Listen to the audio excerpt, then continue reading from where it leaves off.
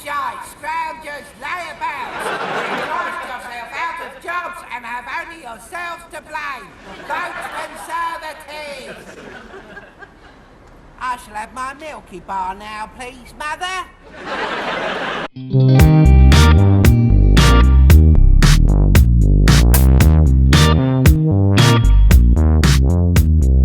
Hi folks, I'm very pleased to say that this government has been able finally to do a deal with our friends and partners in the EU, and finally after 3.5 years we got Parliament to approve it, at least on the second reading. But then unfortunately Parliament has again voted to delay, and the risk is that they will delay again and again and again, so that I'm afraid we never come out of the EU. And at the moment our EU friends and partners are at risk of agreeing with Parliament and offering us another extension of our membership, which we in this government profoundly don't want. So what I'm offering our fellow MPs, my fellow MPs, is an agreement whereby they have some more time to approve this deal, which is what they want, in exchange for their commitment to go forward with a general election.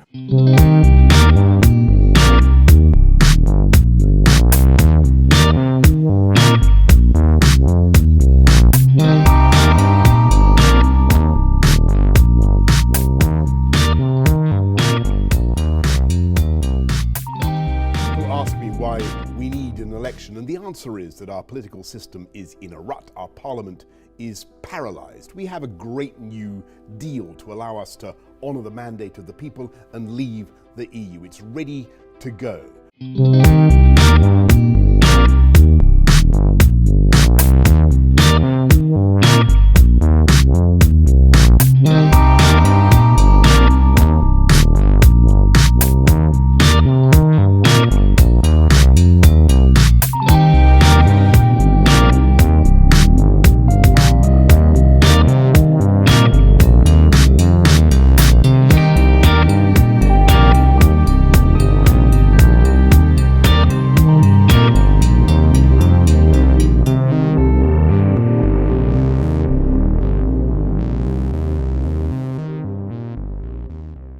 I do think that this deal represents a very good deal both for the EU and for the UK, and it's a reasonable, fair outcome and reflects the large amount of work that's been undertaken by both sides. And I agree very much, Jean-Claude, with what you said about protecting the peace process in the island of Ireland and in Northern Ireland.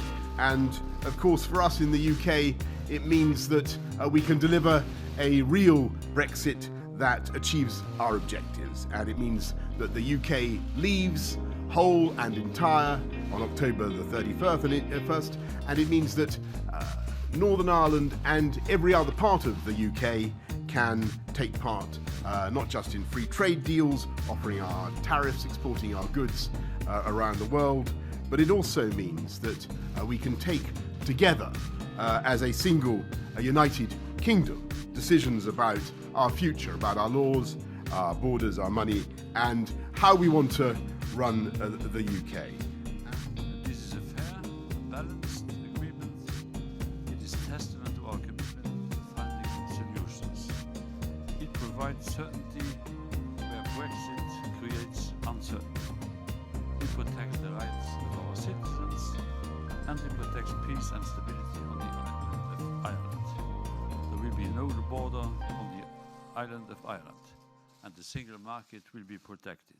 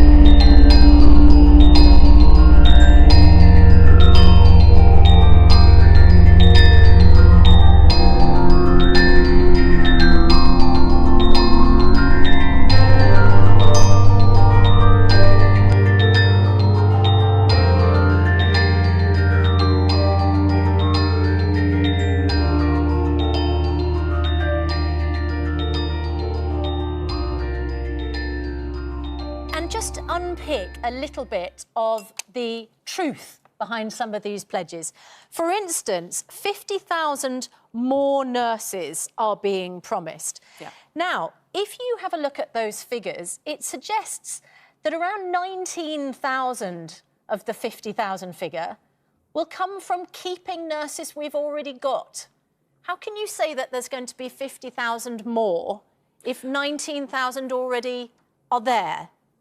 Well, because the 50,000 more is exactly what it says, which is that in 10 years' time, there will be 50,000 more nurses in our NHS, which obviously is good news for patients and their families in terms of making sure that when they need the NHS, there are people there, but obviously, to look after them. But you're recounting 19,000 who are in the NHS. No, what we're saying is, as part of making sure that in 10 years' time, there are 50,000 more nurses, like any employer, and of course the NHS is a huge employer, retaining your highly skilled staff is a key part of your workforce strategy. But it doesn't mean there are more nurses. Well, it will mean there are more... 31,000 more nurses, no. and we're going to hang on to 19,000 nurses.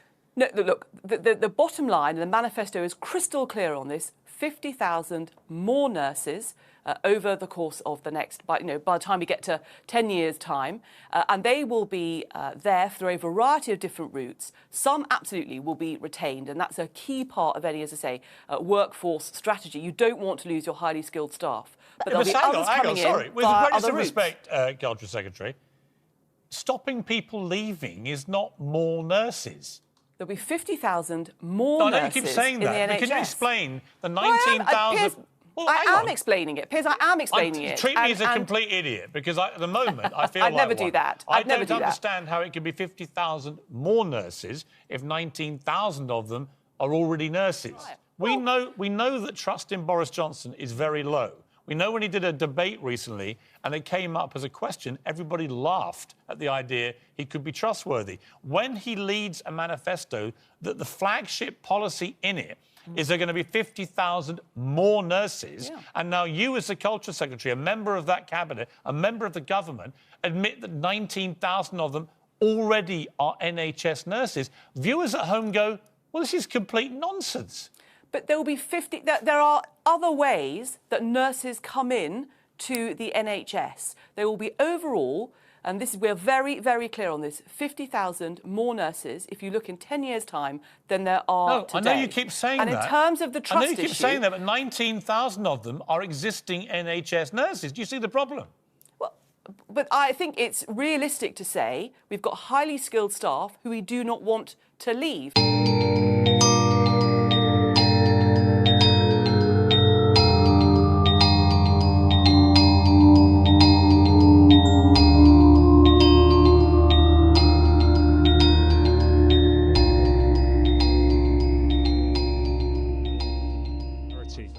I have every sympathy with... You refuse to look at the photo. You've taken my phone, put it in your pocket, Prime Minister. His mother says the NHS is in crisis. What's your response to that? Well, I'm sorry.